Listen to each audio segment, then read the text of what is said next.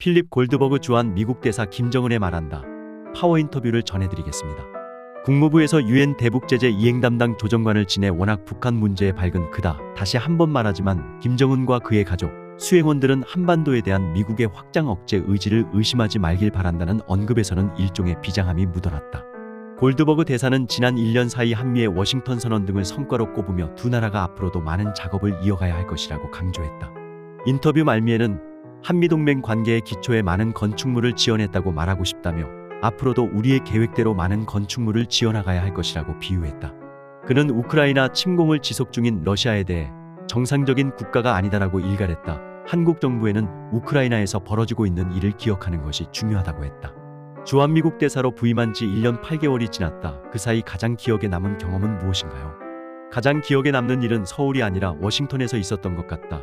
지난해 4월 워싱턴에서 있었던 윤석열 대통령의 미국 국빈 방문이다. 국빈 방문은 단순히 며칠짜리 사건이 아니라 상당히 중요했고 상징적으로도 의미가 크다. 백악관 잔디밭에서 개회식 인사를 하고 알링턴 국립묘지에 가서 화환을 놓는 과정에서 조 바이든 대통령, 윤 대통령과 동행했다. 사실 정상들이 방문한 모든 곳을 다 다녔다. 한미는 워싱턴 선언을 발표했고 핵협의 그룹을 구성해서 양국 관계에 완전히 새로운 의제를 설정했다. 동시에 그 의제들을 한층 강화했다. 지난해 8월 캠프 데이비드 정상회의도 마찬가지다. 그 또한 한미 관계와 한미일 관계에서 하나의 중요한 사건이었다. 캠프 데이비드 정상회의가 언급된 김에 한미일 3국 협력의 중요성을 강조하고 싶다. 특히 올해는 첫 번째 한미일 정상회의가 열린 지 30주년 되는 해다. 3국 협력을 공고히 하기 위한 현재의 제도적 장치가 충분하다고 보나? 아니면 더 나은 협력을 위한 공간이 남아있다고 보나요? 캠프 데이비드에서 단독으로 3국 정상회의가 열린 것은 그때가 처음이었다. 당시에 발표된 성명들은 우리가 앞으로 진행해 나갈 일련의 새로운 구상들을 담고 있다. 군사 및 안보 관계가 새롭게 구성된 계획과 연습들로 강화된 측면도 있지만 정말로 중요한 것은 인공지능이나 사이버 분야와 같은 문제들에 대해 협력하기로 한 것, 가짜뉴스 또는 허위 정보에 대한 관점과 원칙에 대해 3국이 일치하는 입장을 확인하고 공유한 것이다. 세 나라는 과학 및 기술 분야의 선진국들이 민주주의라는 생각을 바탕으로 국제질서에 기반해 세운 규칙을 고수하기로 했다. 이런 진전은 우리가 그동안 한국과 일본 양국 관계를 통해서도 보고 싶었던 것이다. 이제는 한일관계 개선 동력을 활용해 3국이 협력 가능한 환경을 더 만들어내는 작업이 필요하다. 한미일 협력에서 관건은 한일관계인데 어떻게 생각하신가요? 사실 미국의 대사들은 주재국에 부임하기 전에 의회에서 인사청문회를 거쳐야 한다. 한국에 오기 전 청문회에서 어떻게 하면 한국과 일본의 관계를 좋게 만들 수 있느냐는 질문을 여러 번 받았다. 미국인들의 입장에서는 민주적이면서도 충분한 역량을 가진 한국과 일본 같은 나라들이 서로 동맹관계가 아니라는 것을 이해하기가 어렵다.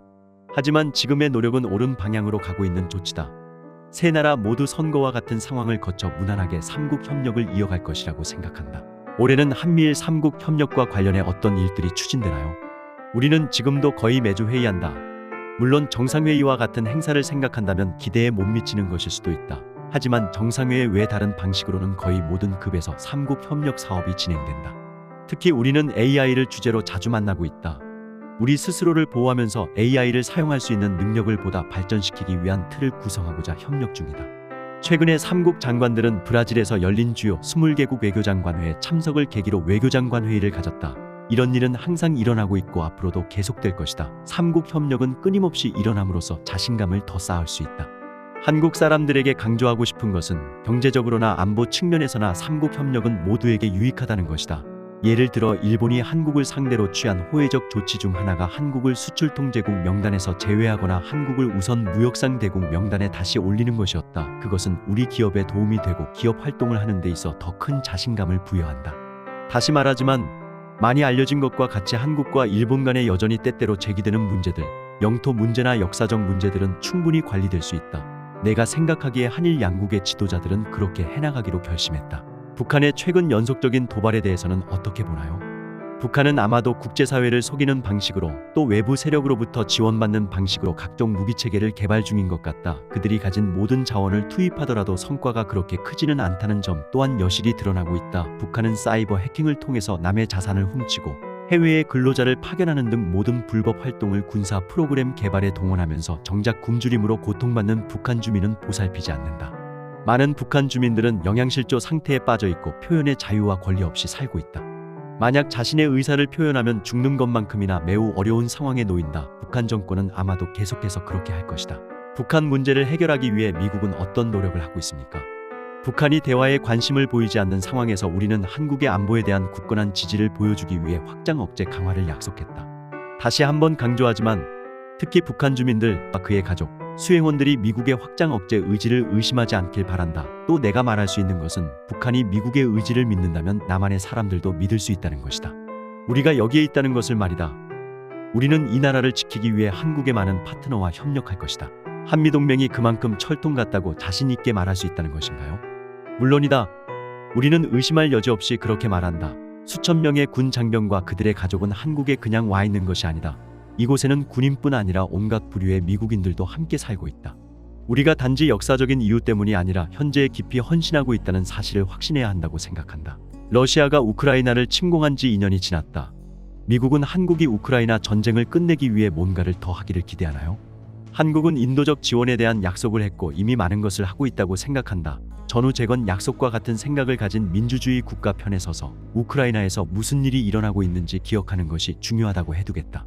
국제사회 대부분의 국가는 질서에 기반을 둔 특정 종류의 규칙이나 국제법을 이해하고 따르는 국가들이다. 반면 러시아는 이웃 나라에 대해 침략을 자행하고 반대파 지도자들을 독살하고 감옥에 가뒀다. 정상적인 국가가 아니다. 이따금 언론의 사설이나 공개 토론을 통해 우리가 러시아와 더 나은 관계를 맺어야 한다고 주장하는 이들을 본다. 하지만 오히려 반대로 우리는 왜 러시아와 더 나은 관계를 맺지 못하는지 생각해 볼 필요가 있다. 그건 우리 때문이 아니라 러시아 때문이다. 한국 정부와 기업들은 미국 인플레이션 감축법상 외국 우려 기업 규정의 현실화 필요성을 지적한다. 미국의 대중국 정책 때문에 동맹인 한국의 부담이 커진다는 소리입니까? 지난 1년 반에 걸쳐 미국에서 통과된 IRA와 반도체법은 분명히 한국 정부와 기업 모두의 이익이 될 것이다. 이와 관련해 많은 내용이 제시돼 있다.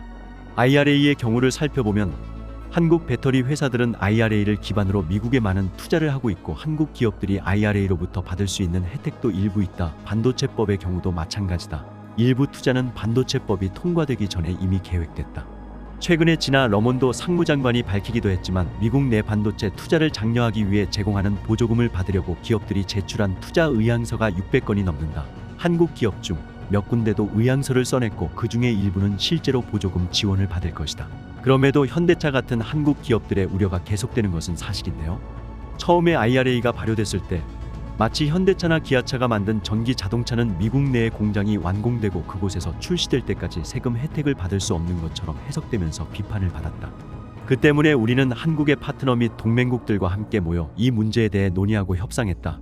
이후 법을 시행하면서 상업용 또는 임대 차량이 IRA에 따라 혜택을 받을 수 있도록 논의를 진전시켜 나갔다. 그러고 나서 무슨 일이 일어났는지 보니 지난해 현대차는 미국에서 전기 자동차 판매 2위를 기록했다. 물론 테슬라의 실적이 어떤 기업보다도 훨씬 앞서 있다는 점은 분명한 사실이지만 현대차는 제너럴 모터스나 포드, 토요타 등 다른 모든 회사보다 더 큰 실적을 기록했다. 그런 점으로 볼 때 만약 한국 기업에 어떤 문제가 발생한다면 그것이 FEOC가 광물 조달에 관한 문제 등 일부 측면에서 여전히 논의의 여지를 갖고 있다는 점 때문은 아닐 걸로 예상한다. 우리는 산업통상자원부와 대통령실, 외교부 등으로부터 워싱턴을 방문한 많은 이들과 함께 이러한 문제를 논의하고 있다. 이런 일은 흔히 동맹국끼리 자주 한다. 한국 기업의 충분한 설명이 될까요? IRA나 FEOC 규정은 한국 기업이나 근로자에게 불이익을 주려는 것이 아니다. 내가 지적하고자 하는 또 다른 오해는 때때로 사람들은 이것이 제로섬 게임의 일부라고 생각한다는 것이다.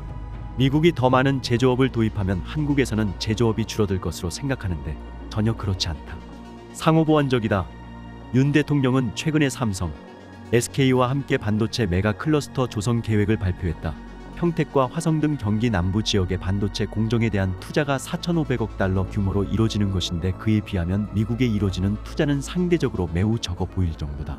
쿠바에서 대리대사로 근무한 경력이 있는데 이번에 한국과 수교한 쿠바가 북한을 비핵화 협상 테이블로 끌어내는데 유의미한 역할을 할 수 있을까? 그럴 수 있기를 바란다. 다만 솔직히 말해 쿠바가 지금까지 그런 역할을 한 적이 있었는지 잘 모르겠다. 쿠바는 그 자체로 많은 문제를 갖고 있다. 국가 시스템이 작동하지 않으며 여전히 많은 사람이 자신의 목숨을 건 채 국경을 떠나고 있다. 이런 문제들 때문에 쿠바가 경제적으로나 정치적으로나 외교적으로 더 큰 역할을 할 수 있다는 점에 의미를 두기는 어렵다고 생각한다. 물론 쿠바가 북한을 상대로 국제사회와의 대화에 나설 것을 설득하고자 한다면 국제사회는 그 노력을 환영할 것이다. 하지만 그런 일이 일어날지에 대해 약간 회의적이다. 정성산TV 좋아요, 구독, 알림은 큰 힘이 됩니다. 후원해주시는 모든 분들께 가열차게 멸공.